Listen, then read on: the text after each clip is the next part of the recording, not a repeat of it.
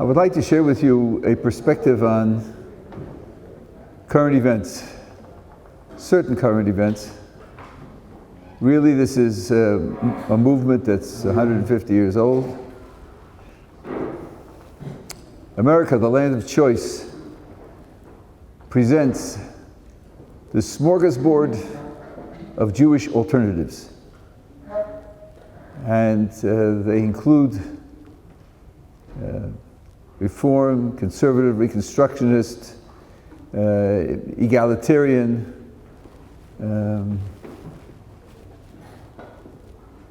liberal, trans, and on the more right-wing side you have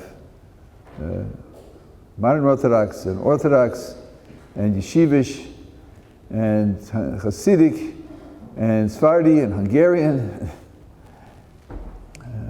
How should we orient ourselves with respect to this variety?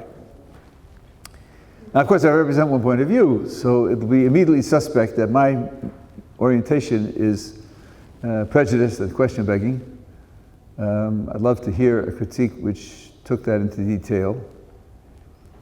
I want to start with a historical remark, which I think people don't appreciate enough. And that is that, to my knowledge, all the religions in the world, Judaism is the only one that has a reform movement.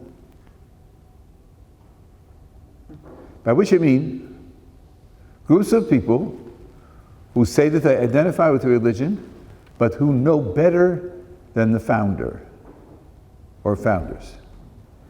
They don't represent the founders. They're not trying to be faithful to the founders. They know better. No Muslim disputes Muhammad. Never claimed to have superior prophecy to Muhammad or superior insight into the Creator's mind. No Christian ever thought to surpass, overcome the founder of Christianity. No Buddhist says he can out-meditate Buddha. But you have Jews who say that they identify as Jews and identify with the religion who know better than Moses. Poor Moses. Of course he didn't eat pigs, but he didn't know, modern science. Didn't know if you boil the meat, it's healthful. So, he was good for his stage of history, but we progressed beyond that. We would learn things from Greece and things from Rome and things from Paris, and the religion has to be updated and reformed, restructured, recreated so as to represent progress. Judaism is the only religion that has that kind of historical updating. That means that if you're going to compare the history of Judaism with the history of other religions, you have to be very careful to structure your categories. There's no comparison between, let's say, Catholicism, Eastern Orthodoxy, and Protestantism on the Christian side, and Reform Judaism on the other side. They're two utterly different phenomena. I want to start by offering a classification which I think orients in a fair and objective way the difference between the two basic groups of Jewish identification. And I call them traditionalist and not only traditionalist. That's an ugly term, but it says what I wanted to say. And here's the difference. A traditionalist says there's a certain literature, there's a certain continuous culture, certain precedent, and everything I do as a Jew must be based on that material only. My only source of Jewish practice, Jewish identification, Jewish values is the Tanakh, the Hebrew Bible, and the Talmud and the Midrash, and the commentaries, and codes, and philosophical works that form a single, insular, continuous tradition. The second category is composed of people who say the historical tradition is important. No one can be anti-traditional and call himself Jewish. Why would you use the term JEW to describe yourself if you want to have nothing to do with the Jewish historical tradition? No one does that. But they are tradition plus and minus. That's why I call them not only traditionalists. They're prepared to add things to the tradition or subtract things to the tradition on the basis of later understanding and later experience and the contribution of the wisdom of other cultures. And this, I think, is the great divide between the dozens of particular smaller groups. The question is, where do you stand on this question? Do you limit your Jewish expression and Jewish identity only to the continuous tradition? Or do you take the tradition into account as an important pillar, one of many pillars of your Jewish expression? But of course, you're prepared to add and subtract on the basis of what new accumulated wisdom you want to apply. Mordechai Kaplan, who founded Reconstructionism, was clear about this. He wrote about this word for word. He said that in the modern world, this was like 1900, there are three sources of truth. One is modern philosophy, about which I, as a professional philosopher, could ask questions, but I'll skip that for now. And the second is modern science, and the third is Judaism. Judaism is number 3. It's on the list. 3 is a pretty high number, but it's below 1 and 2. So Judaism has to be remade, restructured to reflect the truths that philosophy and science have delivered to us, and what is left of Judaism that's consistent with that, we can accept and affirm as Jews. Really, the conservatives doing the same thing, and the Reconstructionists, the Reform are doing the same thing, and the egalitarians are doing the same thing. They call themselves Jewish because they want to say they're representing something about the Jewish tradition, but then they're happy, I wouldn't even say willing, they're eager to show that they're open and creative to add and subtract things to the Jewish tradition which have other sources. Now, having made that division, which I hope is an objective division, I want to make some comments about the way in which the groups interact. First of all, if you have a discussion between two groups, one of which is traditionalist and the other which is not only traditionalist, it's very hard for them to agree on the rules of the discussion. Because the traditionalist is going to be limited to the Tanakh and the Talmud, the Midrash, and the other sources that we recognize as part of the continuous tradition.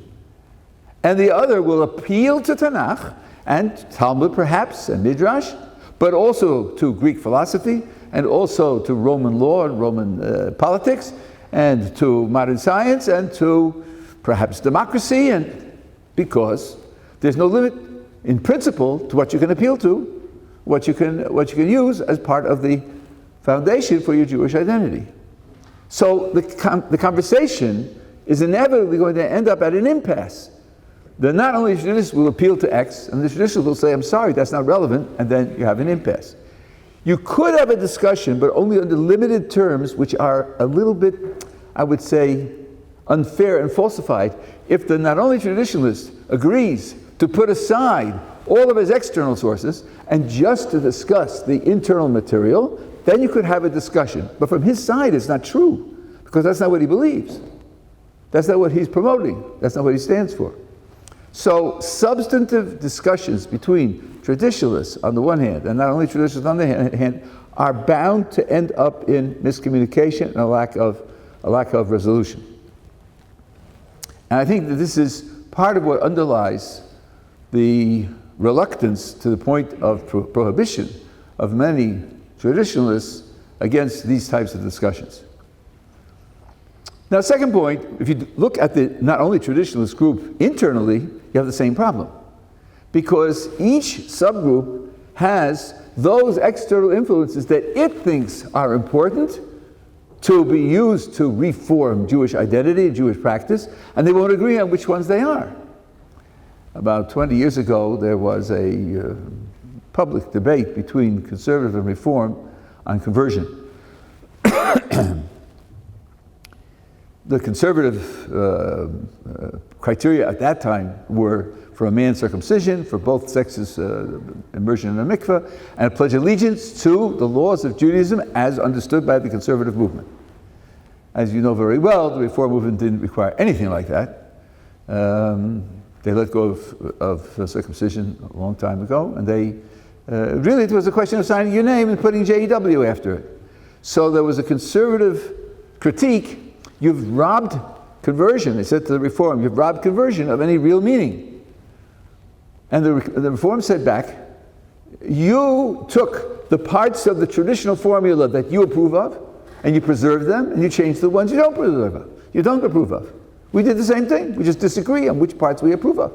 Who are you to throw a brick at us? And I think, in the logic of the discussion, I think the Reform had the better position. Once you're free to choose whatever external influences you want to credit, who can tell you that these are the right ones to credit and those aren't the right ones to credit? There is another debate, and there I think the end of it skews a little bit in a different direction.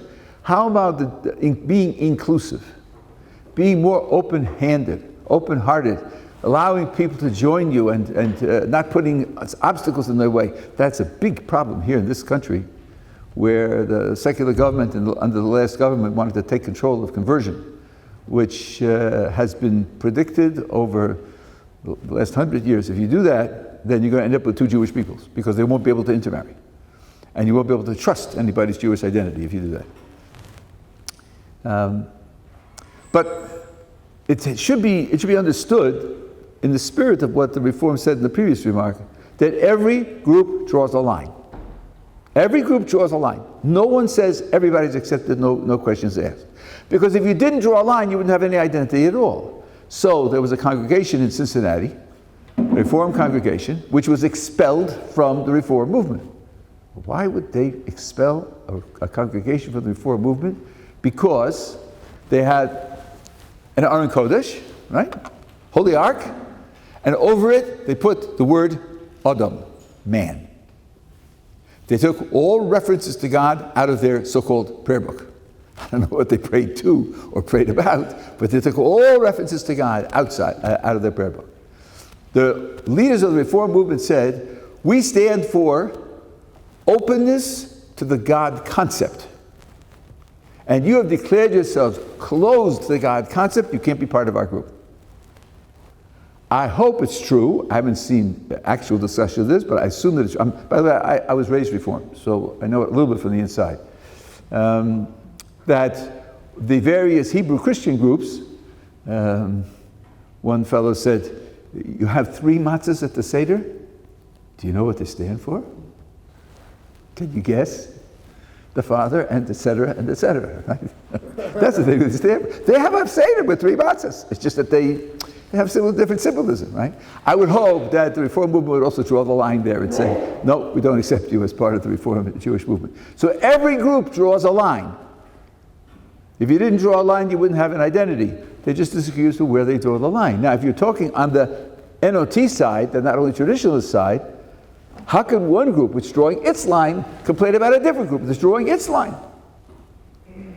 In terms of principles, the same thing happens even internally. This also was about 20 years ago. The conservative movement came out with a document codifying the beliefs and principles of conservative Judaism. Rabbi Becher showed this to me. And they said, what is the status of the 5 books of Moses?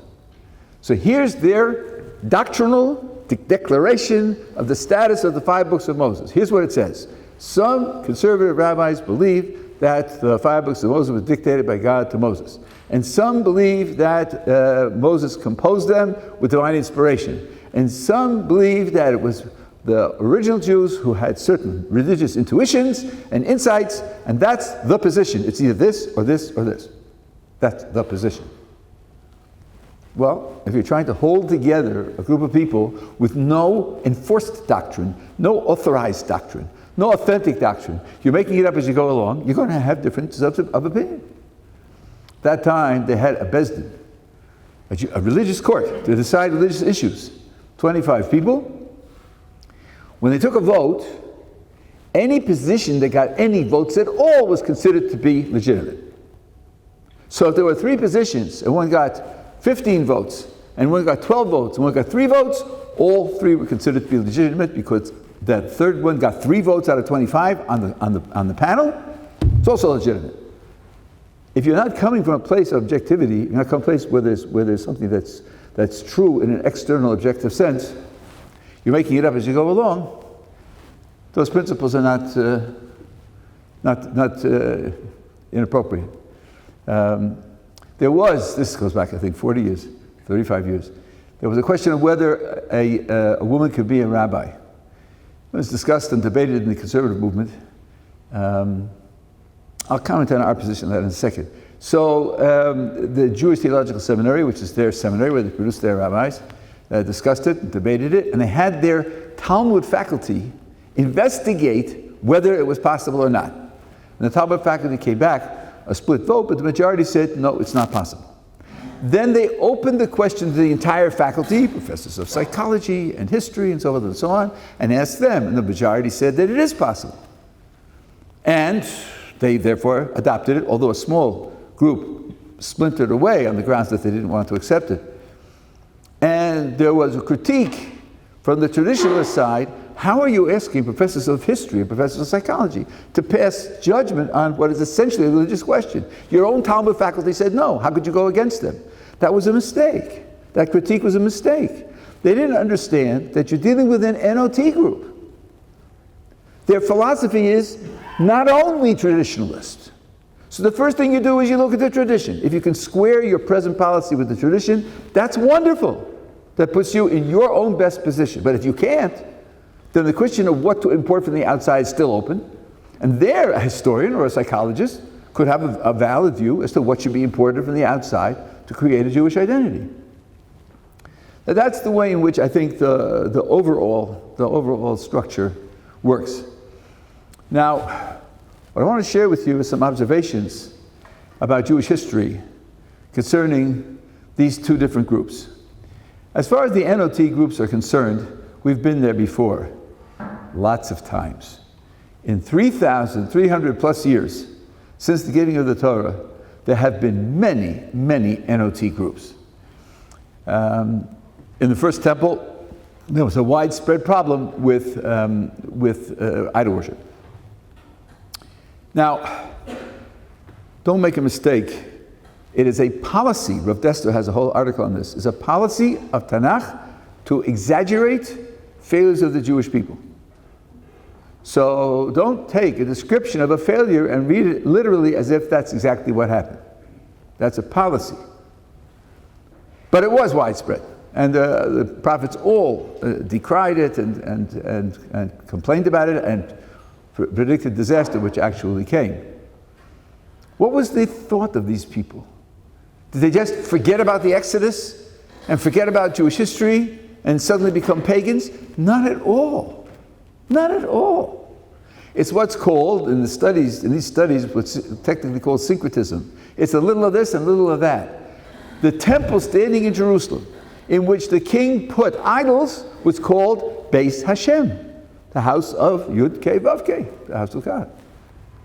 Of course they celebrated Passover, but if you want your garden to grow, you need the local patrons of local water supply to be on your side, so you offer a sacrifice to the local Baal also, so your garden will grow.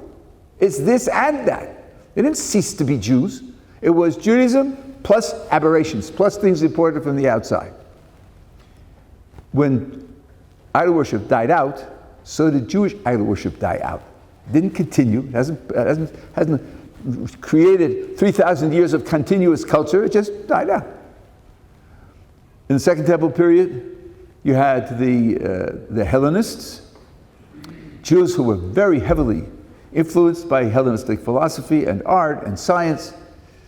You had Hellenistic schools training Jewish children. We even have fragments of a Haggadah in Greek, presumably like the Maxwell House Haggadahs, for Jews who don't read Hebrew anymore, but who needed it in Greek.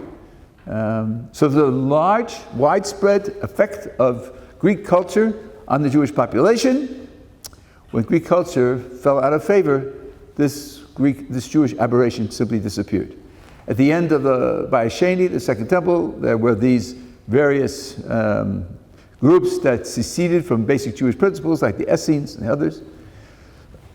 They're documented in archaeology.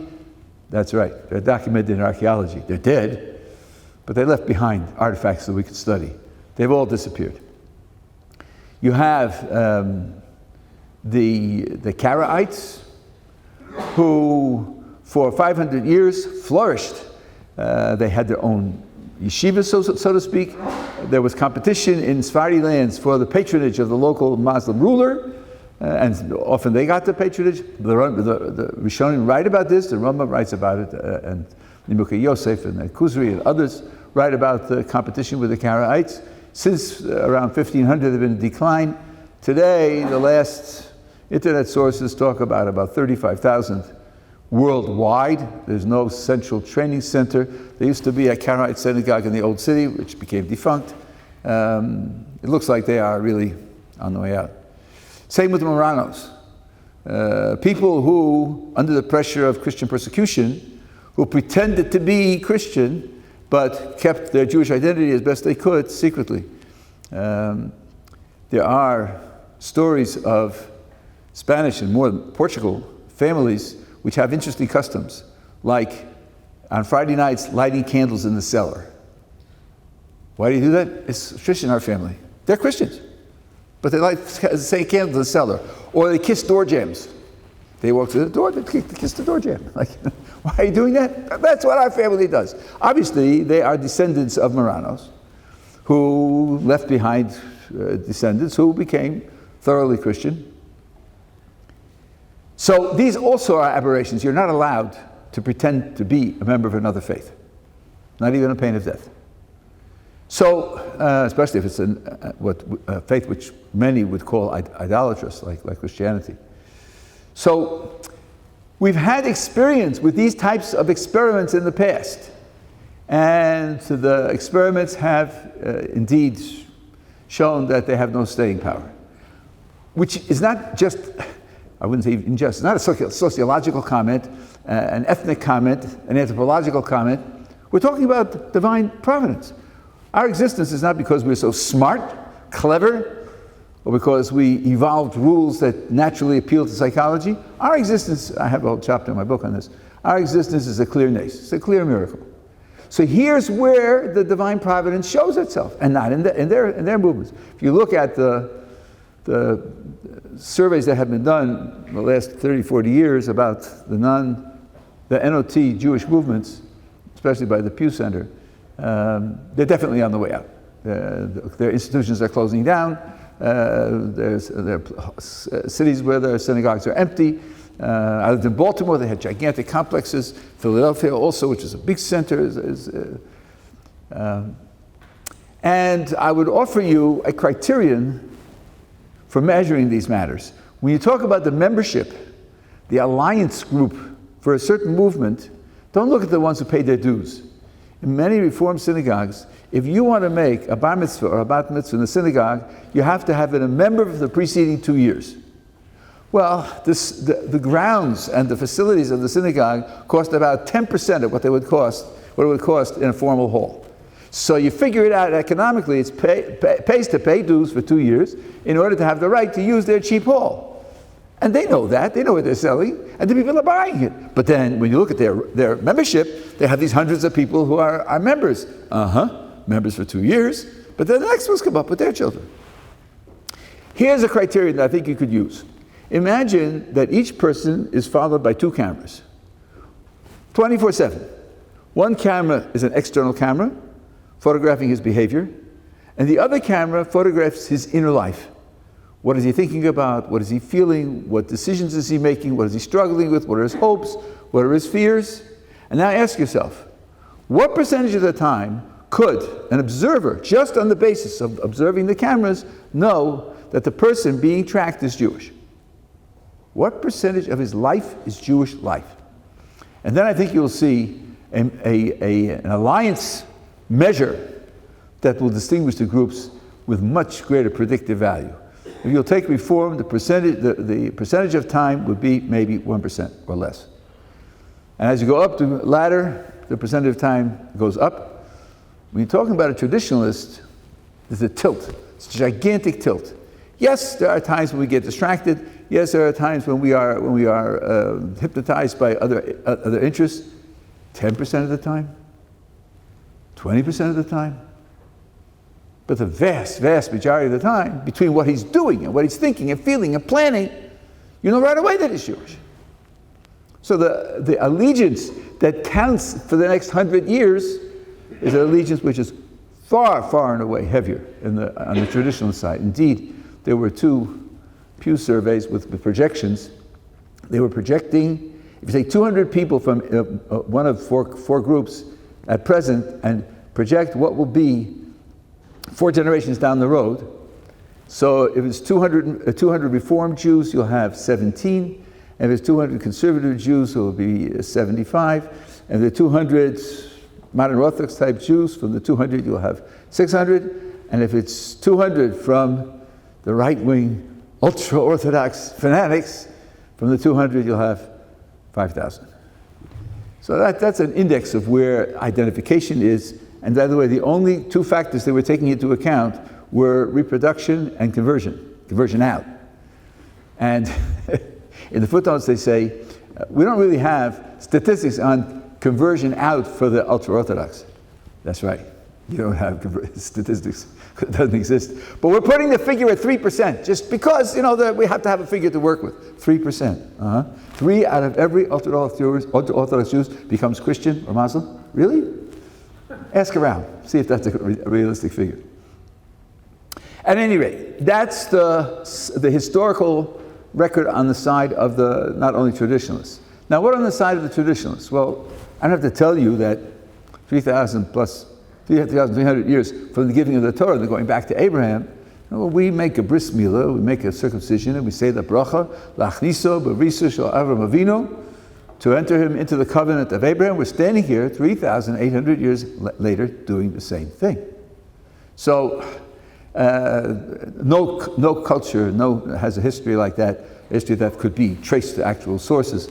The consistency is really unique in human history. But there's an inner issue here which doesn't get much publicity, and frankly I haven't talked much about it in recent years, and that is the closing of the ranks when there is a serious disagreement about how traditional Judaism should progress, what its procedure should be, what its value should be, where you have issues that would cause schism in other groups, where they would become competing religions and deny their validity as members of the religion. And in our case, whereas temporarily the arguments are quite vocal and quite severe, but there seems to be a closing of the ranks. Here are a few examples. Maimonides really was the author of 2 revolutions in Jewish thought and practice. One was the idea of a Shulchan Aruch. The first book of Jewish law, as a book of law, abstract law, with its own organization, was Maimonides. Before that, you had the Talmud. Talmud isn't a book of law. The Talmud is a book of discussions of legal issues, covering a 3-century period and organized by topics. Yes, there are decisions for law that come out at the end, often enough. Sometimes there are no decisions at the end. But it's legal discussion, legal scholarship, legal analysis. Maimonides set out to write a book which just tell you what to do. Just tell you what to do. And this is what he says in the introduction.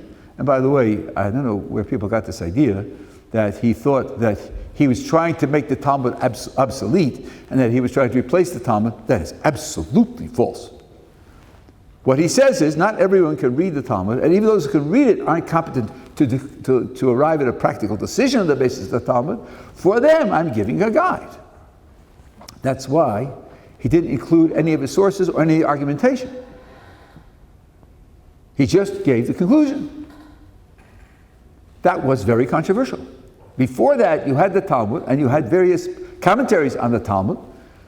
You had responsa from the Gaonim, but you didn't have something which would be a self-contained, complete exposition of Jewish law, which, by the way, unlike previous commentaries in the few hundred years before him, concluded laws that aren't in practice. The criterion for the Mishnah Torah is everything that will be practiced at the time of the Messiah. So you have all the laws of sacrifices and all the laws of purity, laws of the Sanhedrin. Gigantic job. But the idea of doing it was a novelty, and it excited opposition. Today, there are scores of Shulchan Aruchs. The Shulchan Aruch, with Yosef Karo, and the Ramah, and after that, legal texts on every conceivable subject. And in the last 40 years, as my Rabbi Zatzal pointed, is an age of specialization. You can have a whole book on second day Yom Tov. Just on second day Yom Tov. A friend of mine wrote that book. So you have the idea of compilations of laws, just laws, has become very, very popular, but it had opposition at the beginning. Now, you could have had a split into two branches of Judaism. Talmudist Judaism, Talmud and only Talmud, commentaries and responses, nothing else, no shortcuts, no summaries, no just prescriptions of what to do, and then the other that used Shulchan Aruch. And you could have had them split. And each one would say that the other one was illegitimate, God doesn't love you, and doesn't want what you do. But it didn't happen that way. Maimonides won that battle. The second was the Moreh Nevuchim, the guy that perplexed, which excited terrific opposition. There were whole cities where it was banned.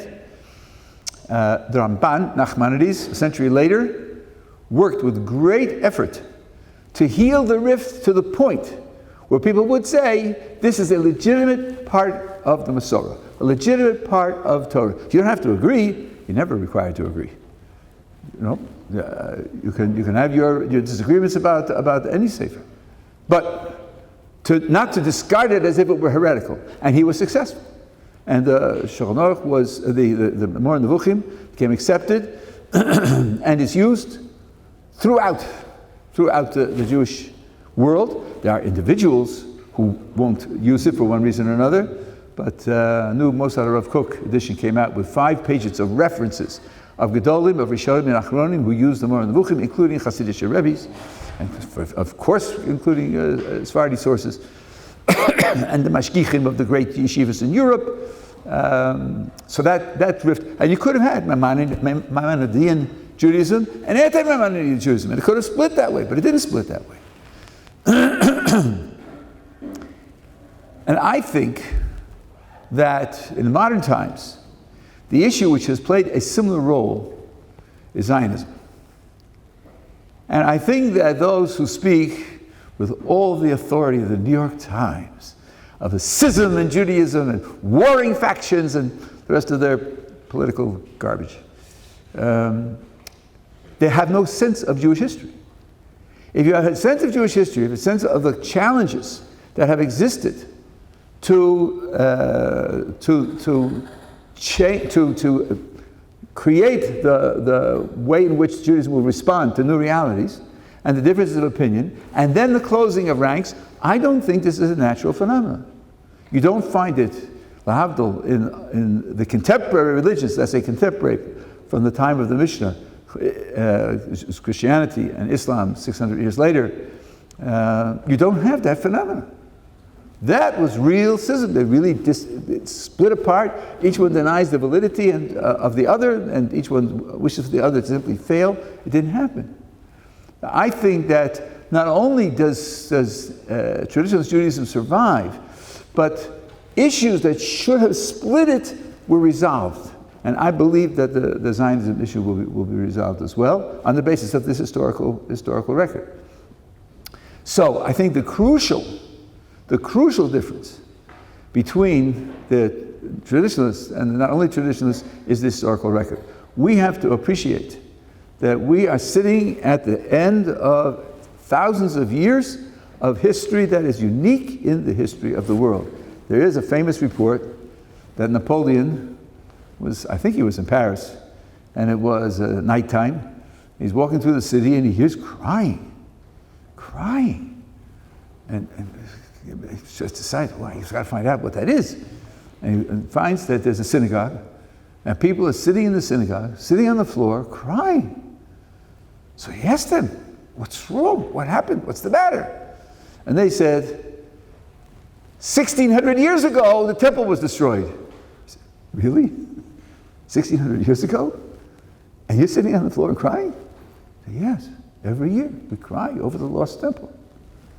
So he made some remark to the effect that if you're crying over what happened 1600 years ago, you're not going to disappear. You're not going to be wiped out by history or by culture or by anything else. If you have that connection, if it's alive to you, if it's still alive to you, so then that's something which can't be overcome. I think it was Jean-Paul Sartre, another French non-Jew, was a noted philosopher of the mid-20th century, and he was taken to a Jewish school where we were discussing the Maccabees. And they were saying that the Greeks came from this side, the Maccabees came from that side, there was a battle, and they conquered Jerusalem, they set up the menorah, and he said, what are you talking about? When did this happen? Oh, 2,000 years ago, 2,300 years ago. And he too questioned his commitment to there being no objective values and people construct their own realities and so forth and so on, that gobbledygook, because he saw a culture that could survive and be passionately involving from an entirely different philosophical base. So I think we have to realize the very fact that we are mourning for the temple is a symbol of our glory. It's a symbol, and again, not that we succeeded in preserving it, but that we merited the divine providence. That Baruch Hu kept his influence in our circles, in our sociological development, so that we would be able to represent him in the way that he wants to be represented. Because Baruch Hu should give us the strength to continue to take it realistically and to apply it practically in our own lives, to live the lives that will merit the coming of the Mashiach and the rebuilding of the temple, and to take strength. Success breeds success. Some will tell you correctly. And here, the very fact that we represent what our ancestors represented, you travel in America and you see a plaque on a house. Authentic, antique, 100 years old. Really? It's a whole 100 years old? For me, Rashi was yesterday. And Ravina and Ravashi were the day last week. And Dovid HaMelech, Ezra and Nehemiah were last month. And Dovid HaMelech was last year. And 100 years?